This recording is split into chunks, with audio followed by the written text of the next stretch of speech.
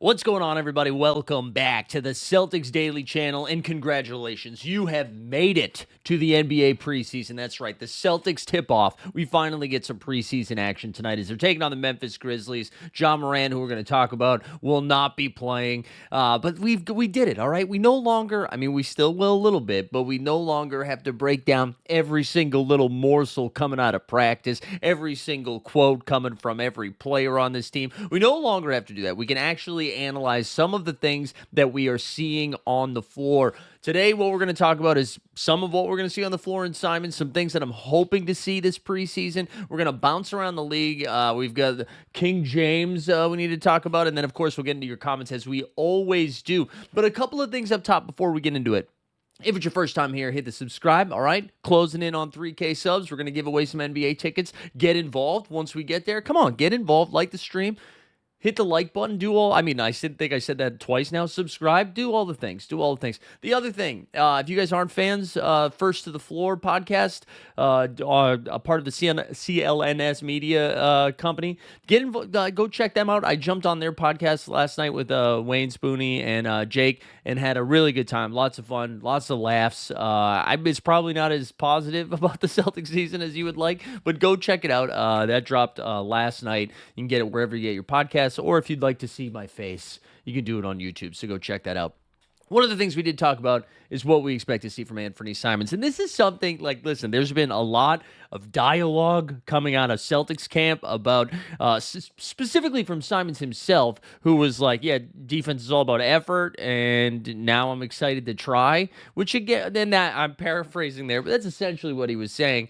And that makes me a little bit nervous because we've talked about this already, but I would like to think that if you could recognize that before, you should have been trying before, especially because you were a part of a team that was playing A-plus defense. Because we've, mentioned this, but defense is a team thing, right? It's easy to buy in to a defensive game plan when everybody around you're moving like an amoeba, right? Everybody's moving together. And so if, Portland was playing bad defense, I'd be like, hey, listen, I understand. Portland was one of the best defensive teams last season for the second half of the year.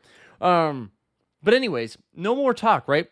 I want to see Simons put this into action. There's no world in which we're going to fast forward to March and we're saying, who should make second team all defense? Anthony Simons. That's not happening. But if this is real and he is able to try a little bit harder on the defensive end and just be less of a net negative, I do think that changes things a little bit. That changes his ceiling. One of the interesting parts of our conversation last night on First to the Floor is we're kind of in this catch-22 with Simons, right? Where if you are a Simons fan and you would like to see him on the Celtics long term, what is the way that happens? Because Simons in a contract year, if all of a sudden he can show not just the Celtics but the rest of the league that he can play defense and continue this efficient shooting, playmaking, everything that we already know that he can do on the offensive end, that you can just hear cha-ching, cha-ching, right? Money emoji, right? Because he's going to get paid. He's going to get paid if he can show the rest of the league that.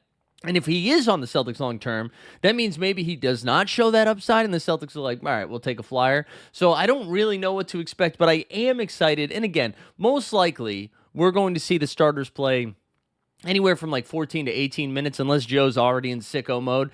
And so maybe we see a little bit more, but I would like to hope that I'm hoping that we're going to see Simons actually implement some of this defensive tenacity for the Celtics to just be talking all camp long about how hard they're running and how this is a track sport, not basketball, all of those things. I'm now excited to see how does that translate when a ball is in play, right?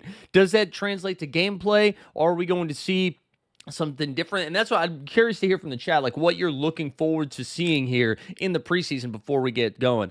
One of the other things I'm looking for is just what is this big man rotation going to look like? We've got a couple of different options here. It sounds like Keita, the Portuguese prince, is going to get the first crack as the big man. But, we know there's going to be some growing pains there. Promising Eurobasket stuff, as we've discussed, right? Going up against the Goon, Sengun, Porzingis. There's other bit, Jokic, right? He went up against, real NBA centers. But Eurobasket's a different game. And his role there is different than what it's going to be in Boston. So, I'm really interested to see how, is he able to understand defensive concepts? Is he able to understand his rotations and his assignments? Is he able to keep Missoula out of therapy when he does miss defensive assignments? Like how much rope are they going to give Keita? And then like I mean the other thing in that big rotation is like who is the next man up? Are they going to experiment with Chris Boucher at the 5 a little bit? Boucher is probably if he is playing small ball 5, I'm imagining it's for like small stints. I don't know if you can get away with that long term, but the Celtics are so desperate for shooting from some of their bigs. I do still think, like, I'm curious who gets the first crack as the starting 4 as we talk about Boucher. Sounded like we were split last night on the first of the floor. The chat seems pretty excited about the idea of Hauser starting at the 4. I have some defensive concerns, but as it was pointed out, I think no matter who's starting in the 4-5, we should probably have some defensive concerns. And then after, like, Boucher, is it Luka Garza next man up? Is it Xavier Tillman? I know there's been a lot of positive buzz on Xavier Tillman, but if you like really do break down some of those quotes about how he's saying he's healthy now, he's just been saying that the swelling has gone down in the knee, like it's not as bad as last year, but he hasn't said that the swelling is gone, and I think if that would be a more positive thing if the swelling was completely gone. So that'll be something to monitor. But that's really like what I'm looking forward to is what does this defense look like? What do these rotation look like? And then like who of the next man up in the, we know like Pritchard, Simons, White, JB, Boucher, Keita, Hauser, right? We know like that's going to be the majority of the minutes I think that are implemented the start of the regular season anyways. But is Jordan Walsh? There's been some Jordan Walsh out here telling everybody he's a sniper from 3 now. Are we going to see Walsh shoot ball? I also, listen, again, I keep referencing the pod last night. I learned something last night, and maybe you guys already know this. Maybe you do. Baylor Shireman, ready? We'll go into the Google machine. How old is Baylor Shireman? He is 25 years old, born on September 26, 2000. So just turned 25, a young 25, okay? Let's see, how old is Jordan Walsh? Jordan Walsh, 21 years old. Had his first beer in March. I'm assuming he followed the law. No, had his first beer in March. Jordan Walsh, only 21. So I think like my excitement about Baylor Shireman, maybe we poured a little cold beer on it. I don't know. I'm more excited about what Jordan Walsh has left, even though this is year 3 for him and year 2 for Shireman. I mean, 25, like you kind of are what you are. Like, how old is Simons? Isn't Simons like 27? So that I don't know. 26. He's 26. He's a freaking Simons is a year older than Baylor Shireman. My Baylor Shireman ceiling thesis out the window. So we're now Team Walsh. So I am excited to see like which one of those 3, I'll include Hugo Gonzalez in there too, is going to have the opportunity to step up a little bit. So I'm excited to watch. I'm excited to watch tonight. Again, Celtics basketball. Let's go. Let's see, what time does this game start? What time are we looking at here tonight? Celtics and Grizzlies are at, I'm assuming, 7 p.m. Let's see. We've got, oh my gosh. I was thinking, this is so embarrassing, bro. I thought it was Wednesday all day long. So listen, if you have made it 8.5 minutes into this, and you've probably been correcting me in the back of your head the whole time, I'm sorry. And if you didn't know, I'm sorry for ruining your day. Preseason basketball is tomorrow. Tomorrow at 8 p.m., Celtics and Grizzlies. It's in Memphis. Let's see when do we get the first home Celtics game for a little preseason action? They go Friday. They're heading to the north. They pack their passports. They're taking on the Toronto Raptors on Friday. Do we get a home preseason game here? We must. We must. They get the Cavs at home on Sunday. So we go Wednesday, Friday, Sunday. And then by the time we do a show next week, we'll get a better feel for what these preseason rotations looks like. That's it for the Celtics side of stuff. I wanted to just bounce around the league because we get some, relatively important stuff. Giannis Antetokounmpo, right? We spent the whole offseason being like, where's he gonna go? Where's Giannis gonna go? And everybody was like, oh, it's just smoke. He's staying in Greece. Shams is just getting those clicks. That's all he's doing. Well, he had a report today that New York, the Knicks, emerged as the only team Giannis desired outside of Milwaukee. But not only that they spent a big chunk of the offseason with the Knicks and the Bucks in trade talks. So it was a big chunk of the season where the two teams were in discussion for trade talks. I think this is pretty important for a couple of reasons. One, this getting dropped right before the start of the season, as someone who is a big chemistry guy, what a weird way for the Knicks to start, because you have to know if this trade was going to happen, three guys were at least included in talks: Karl Anthony Towns, Mikal Bridges, OG Anunoby. So if that trade was going to go down, it had to be two of the three guys. Not all three, but two of them. Cat definitely in it, and then one of Bridges or OG Anunoby for Giannis Antetokounmpo. Now, what I'm imagining happened is the Bucks were like, okay, we need more than that, though. We need some picks. We need some more picks, and they probably ran out of juice because if you remember, the Knicks traded 455 draft picks for Mikal Bridges not too long ago. But listen, that's going to be weird. Does that change the chemistry in the locker room? Or, hey, listen, maybe James Dolan and the Knicks leadership have turned a new leaf, and they're all about transparency. So maybe they were honest with them. But Karl Anthony Towns, and I don't mean this derogatorily, I don't mean this negatively or derogatory. He's emotional guy in his feelings. Me and him, but that's what we got in common, Kat. And so I don't, to hear that just as the season's getting underway, we already know Josh Hart, who believes he should be a starter, moved to a bench role. I don't know. How does that mess with the chemistry of New York? And then, let's fast forward a couple of months. Lest I remind you, we're talking about how the Celtics' depth is a little funky. Doc Rivers has already come out and said, which is a reminder that Doc Rivers coaches the Bucks, that regardless of how Kevin Porter Jr. plays, he'll be the starting point guard. That's both a vote of confidence and just a real slap in the face for the rest of the bench. KPJ is their starter. Kyle Kuzma, every clip of Kyle Kuzma coming out of camp is just brick city. Kuzma's playing a lot of minutes. They're going to be looking for A.J. Green. They did get Miles Turner, Giannis Antetokounmpo, whatever. But if the Bucks get off to a slow start, and, what's to say he's not okay, I played nice this offseason. We kept it hush-hush. Let's get me out of here now.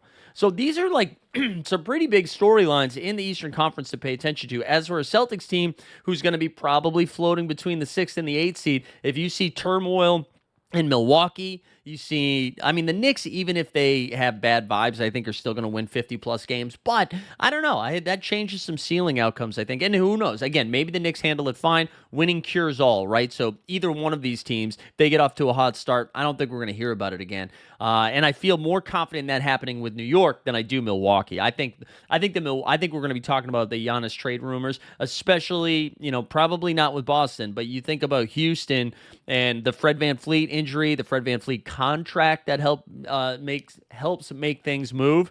And then all of the picks Houston has and the young talent, Tari Eason, who still doesn't have a contract extension, Reed Shepherd. There's a lot of moves to be made. So I think that's going to be something we're going to be talking about quite a bit. So listen, we might not win 50 games, but we can hate watch, just like I did this weekend. Yankees lost, Jets lost, Giants lost. Let's go. Mike won.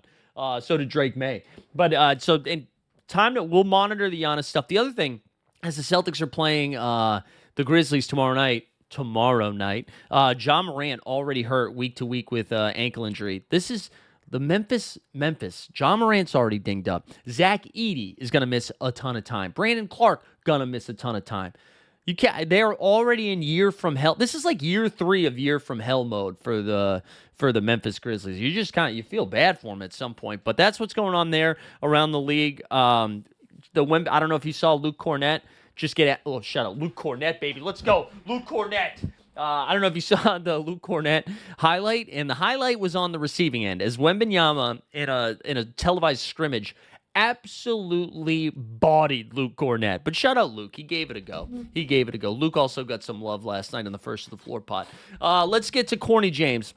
I just want to bring this up mainly to make fun of it. And by the time this video comes out, maybe we'll already know. LeBron is doing a second decision. For those that forget, the first decision, he sat down with Jim Gray and was like, I'm taking my talents to South Beach, leaves Cleveland, goes to Miami. Not 1, not 2, not 3, all that stuff. Wins a couple titles, comes back to Cleveland, wins a title now in LA, okay? He's now doing a second decision. And everybody's like, oh my God, is he about to announce his retirement? Which could make sense. Maybe he's like, this is my swan song. We're going to do it one more time, one more year. Now, that's a little corny, but whatever. Knowing LeBron, we saw Kobe do it. We see all the greats nowadays let you know at the beginning of the year, hey, I'm leaving, so you can give me gifts for 82 games. I'm fine with that.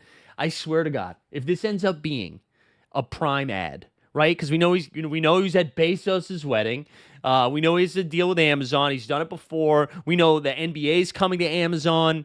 Today's Prime Day. I swear to God, if this is just an Amazon ad, I'm already team Jordan is the GOAT. I'm already there. I know LeBron's played for 20 years. I know his all-time leading scorer. His stats are insane. I get it. I'm not a LeBron hater. I'm not. But if that's what this is, the GOAT conversation is over. I'm done with it. I'm already done with it. I'm already team Jordan, but I will have zero respect for anyone else that comes with me or comes at me with LeBron's the GOAT if he does this Prime ad. And you could be like, well, at least he's not gambling. He is. He's got the DraftKings ad sponsorships, okay? And maybe, well, he wasn't bad as an owner like Jordan was. Not yet. Not yet. So anyways, if it's the Amazon stuff, I want everybody to come into the chat with their come into the chat with their best like hate comment. We will, and keep it respectful, but let's make fun of this man because that's the corny king. All right, can't be doing all these ads like remember the ad a month ago, The Crown. He's like, yeah, and then he has like a kid doing voiceover who's like, oh, I slayed all the dragons. Get out of here. Get out of here with that mess. If this is an Amazon, if it's not an Amazon ad and it's a retirement ad, still corny. But I won't call him the corny king. I'll walk it back a little bit. If this is a freaking Amazon ad, dude, let somebody else get a bag. You know what I'm saying? You don't have to do all the ads, man. You got more money than God. I'm not trying to pocket watch either. I'm just for Bezos, really, bro? All right, anyways, let's get into some of your comments. Before we do, a couple of reminders. Subscribe to the channel if you haven't done it. I'm going to pump this out one more time. The NBA Bit, baby. The NBA Bit, the channel that I also run. We do daily shows over there. We have that marathon show on October 21st. We're giving away cash. We're giving away tickets. We're going to be live from noon Eastern all the way till the very first game. Is that Thunder Rockets? I can't remember what the first game is, but all the way till the very first game of the NBA season. We got tons of guests from The Athletic, ESPN, Ringer, all over the place coming on to the show. We're going to be shooting the I paused. I censored myself. We're going to be shooting the poop, talking hoops. It's going to be a lot of fun. We got Noah Dalzell from CNLS coming on to the show. It's going to be a good time. So come hang out. Come hang out for that. But let's get into some of your comments. Vicky was in the chat throwing out some heat here.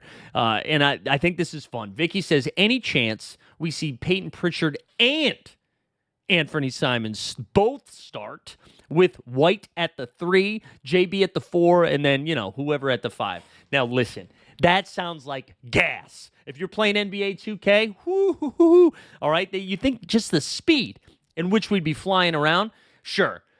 We would have to win every single game, 175, 174. Just like no defense at all. You're asking JB to guard like KD. Derek White at the throw. I mean, Derek White probably hold his own. But can you just, the switching that would happen, you think of any ball-dominant wing. Imagine that against the Thunder, like J-Dub and Shai Gilgeous-Alexander taking time, forcing switches to put Simons and Pritchard on him. Toast. But anyways, that's fun. That is fun, Vicky. Edgar Sake was saying JB should be higher on the list. Thanks for the commentary. Hey, thank you, Edgar. Yeah, JB being at 17, I agree with you. He's 15. At least he should have been ahead of Siakam. I forget who the other one was, but there were 2 guys on the list he needed to be ahead of. We got Bass Ape says, dude, Sam is a plus defender. Quit picking on him all the time. He may have struggled last season because of his back. I didn't look, but he was somewhere in the top 75th percentile in 24, so well above average. Yes, he got lit up by Mitchell and Garland, but who doesn't? And we went back and forth in the chat, but for everybody else, I also agree with that. I think Hauser is a better defender than gets credit for. My concern here with Hauser starting at the 4 is he's no longer guarding the 3s. He's now guarding like big power forwards. I think that is a different type of matchup, but I'm with you.